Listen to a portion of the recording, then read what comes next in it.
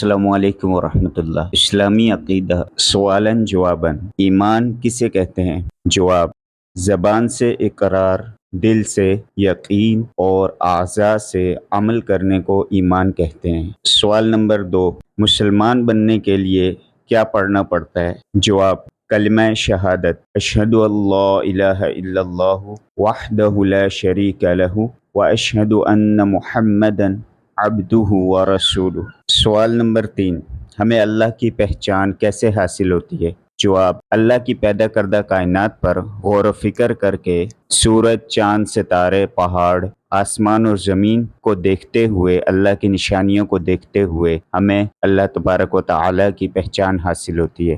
سوال نمبر 4، آپ اللہ تبارک و تعالیٰ کے بارے میں کیا جانتے ہیں؟ جواب: اللہ ہمارا خالق ہے، اللہ ہمارا مالک ہے، اللہ ہی ہمیں روزی دینے والا ہے، اللہ ہی ہماری حاجتیں پوری کرنے والا ہے، اللہ ہی ہمیں زندگی دیتا اور ہمیں موت دیتا ہے، اللہ کے ہاتھ میں ہی ہماری شفا ہے۔ سوال نمبر 5، عبادت کسے کہتے ہیں؟